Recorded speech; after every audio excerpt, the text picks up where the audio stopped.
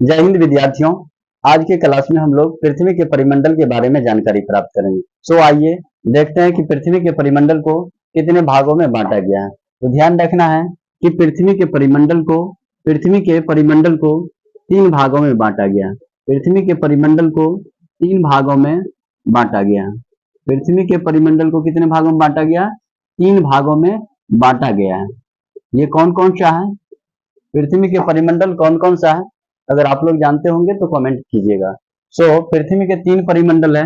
पहला हो जाएगा स्थल मंडल। स्थल ये भूमंडल यहाँ लिखिए। पहला हो जाएगा भूमंडल। उसके बाद भूमंडल के बाद दूसरा हो जाएगा वायुमंडल। दूसरा पार्ट वायुमंडल और इसका तीसरा पार्ट हो जाएगा भूमंडल, वायुमंडल और तीसरा पार्ट हो जाएगा जैवमंडल। अर्थात हमारी पृथ्वी के तीन परिमंडल होते हैं, तीन भाग से होते हैं। वो क्या क्या है? वो भूमंडल हो गया, भूमंडल के बाद वायुमंडल और इसके अलावा जलमंडल। तो ध्यान रखना है यहाँ पर भूमंडल और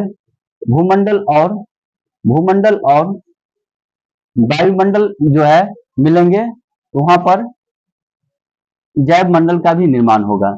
सबसे पहले ध्यान रखना है भूमंडल को भी दो भागों में बांटा गया। भूमंडल को भी दो भागों में बांटा गया।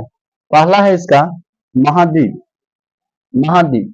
पहला हो जाएगा महाद्वीप और दूसरा हो जाएगा महासागर।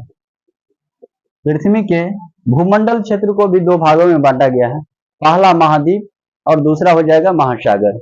महाद्वीप के अंतर्गत जैसे कि आप लोग जानते होंगे कि कुल 7 भाग आते हैं या फिर 7 महाद्वीप हैं। पृथ्वी पर कुल कितने महाद्वीप हैं?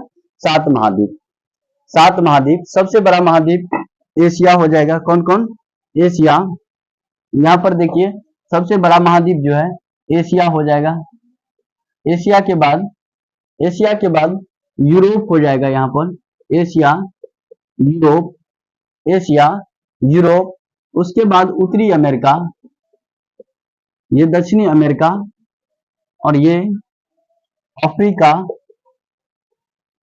और आपका जो है ये जो है ऑस्ट्रेलिया। यहाँ पर जो है ऑस्ट्रेलिया और यहाँ पर आपका हो गया एशिया, यूरोप, अफ्रीका, उत्तरी अमेरिका, दक्षिणी अमेरिका, ऑस्ट्रेलिया, अफ्रीका और ये अंटार्कटिका हो जाएगा। ये अंटार्कटिका पार्ट हो जाएगा दक्षिणी पोल पर। तो पृथ्वी के महाद्वीप को 7 भागों में बांटा गया है। कौन कौन? एशिया, यूरोप, अफ्रीका, उत्तरी अमेरिका, दक्षिणी अमेरिका, ऑस्ट्रेलिया और अंटार्कटिका। आप लोग मैप के भी भांति याद कर सकते हैं। जैसे अगर मेरे सामने में मैप रहे तो कुछ इस तरह से एशिया के जस्ट पश्चिम हो जाएगा यूरोप। उसके बाद जो लेफ्ट साइड हम लेंगे, मतलब लेफ्ट हैंड लेंगे, ऊपर में नॉर्थ अमेरिका, नीचे में साउथ अमेरिका। उसके बाद डायरेक्ट इस कोना में आ जाएंगे तो ऑस्ट्रेलिया और सबसे नीचे में अंटार्कटिका हो जाएगा और अफ्रीका भी। मतलब जो है टोटल 7 महाद्वीप को देखेंगे। ध्यान रखना इसमें 7 महाद्वीप में सबसे बड़ा महाद्वीप एशिया महाद्वीप है। एशिया महाद्वीप है जो संपूर्ण पृथ्वी के संपूर्ण भूमंडल के 1/3 भाग पर फैला हुआ है। अगर दूसरा नंबर पर बात करें, एशिया के बाद अफ्रीका हो जाएगा एरिया की दृष्टि से। उसके बाद north America, south America, Asia, Africa, north America, south America. उसके बाद जो है यूरोप, अंटार्कटिका और लास्ट में ऑस्ट्रेलिया को लेंगे। इस तरह से टोटल महाद्वीप जो है वो 7 महाद्वीप हैं। इसके बाद अगर हम वायुमंडल की बात करें, महासागर की बात करें, तो टोटल भूमंडल पर जो है टोटल जो है 5 महाद्वीप हैं। कितने महाद्वीप हैं? 5 महाद्वीप हैं। टोटल भूमंडल पर 5 महाद्वीप हैं। महासागर अगर महाद्वीप पूछ ले तो 7 और महासागर पूछे तो 5 महासागर हैं। 5 महासागर,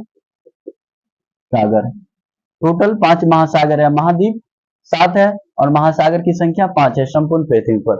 आइए देखते हैं हम लोग मैप पे कि कहां पर ये महासागर। तो ये जो एक्स आकृति की जो दिख रही है इसका नाम है अटलांटिक महासागर। उसके बाद ये जो है पैसिफिक ओशियन हो गया। पैसिफिक आर्कटिक ओशियन, या फिर हम लोग हिंदी में इसे प्रशांत महासागर कहेंगे, प्रशांत महासागर कहेंगे, प्रशांत महासागर कहेंगे। उसके बाद ये जो है इंडिया के नीचे में ये वाला जो है ये हिंद महासागर, हिंद महासागर हो जाएगा, हिंद महासागर। और ये जो अंटार्कटिका के चारों तरफ सागर दिख रहा है, चारों तरफ दिख रहा है, ये दक्षिणी महासागर के हम नाम से हम लोग इसे जानते हैं, दक्षिणी महासागर के नाम से जानते हैं।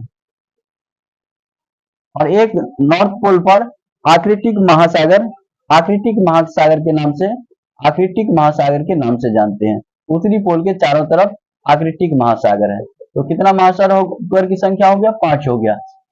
फिर से देखिए, पैसिफिक 1, उसके बाद अटलांटिक 2, उसके बाद हिंद 3, और दक्षिणी महासागर 4, और ये हो गया आर्कटिक महासागर। उसी तरह हम लोग महाद्वीप देखे थे, एशिया 1, अफ्रीका 2, उत्तरी अमेरिका 3।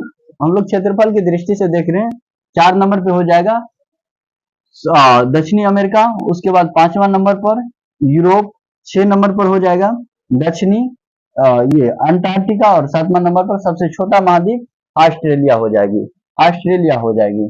चलिए कुछ बातें अगर हम लोग अब हम वायुमंडल के बारे में जान लेंगे। ध्यान रखना, इसमें कुछ क्वेश्चन पूछे जाते हैं, जैसे कौन सी महासागर की जो है ज्यादा व्यस्त महासागर रहता है, तो ध्यान रखना अटलांटिक महासागर सबसे ज्यादा व्यस्त महासागर है। क्यों? क्योंकि इसका जो तट है ये जो तट है ज्यादातर दंतुरित है, मतलब दंतुरित मतलब कटा छटा ज्यादा है, और वहां पर जो यातायात के साधन के लिए, बंदरगाह के लिए काफी जो है वो सुलभ स्थान है। बंदरगाह बोले तो जहां पानी का जहाज लगाया जाता है उसे हम लोग बंदरगाह कहेंगे। उसके अलावा हिंद महासागर एक ऐसा महासागर है जो किसी देश के नाम पर, हम लोगों का प्रिय देश इंडिया, भारत, हिंद महासागर के नाम पर, हिंदुस्तान के नाम पर हिंद महासागर नाम पड़ा है। उसके बाद जो है ये अंटार्कटिका के चारों ओर दक्षिणी महासागर, ऊपर में आर्कटिक महासागर, और सबसे बड़ा महासागर ध्यान रखना पैसिफिक महासागर विश्व का सबसे बड़ा महासागर है। और वो ये भी पृथ्वी के मतलब संपूर्ण जलमंडल का 71 संपूर्ण जलमंडल का 1/3 भाग पर जो है ये पैसिफिक महासागर फैला हुआ है। ध्यान रखना है महाद्वीप जो है वो महाद्वीप केवल और केवल पृथ्वी के 29% भाग पर फैला हुआ है। कितना पर? 29% भाग पर। और जो महाद्वीप जो है इस 29% का 1/3 भाग जो है महाद्वीप है, 1/3 भाग जो है, 1/3 भाग एशिया है, 1/3 भाग जो है एशिया है। इस 5 महासागर में जो है ये 71% संपूर्ण पृथ्वी पर फैला हुआ है, और इसका 1/3 हम लोग कह सकते हैं ये पैसिफिक ओशियन प्रशांत महासागर है, प्रशांत महासागर फैला हुआ है, प्रशांत महासागर फैला हुआ है। आइए अब वायुमंडल के बारे में जान लेते हैं। तो ये हो गया अर्थ, ये अर्थ हो गया, ये अर्थ हो गया, ये इस तरह से अर्थ हो जाएगी, इस तरह से अर्थ हो जाएगी। और इसके चारों तरफ वायुमंडल के अलग अलग परत फैले हुए हैं, अलग अलग परत फैले हुए हैं।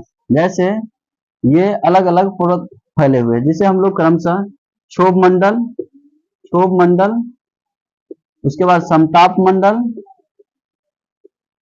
उसके बाद मध्य मंडल, उसके बाद आयन मंडल, और लास्ट में बहिर्मंडल के नाम से जानते हैं, बहिर्मंडल के नाम से जानते हैं।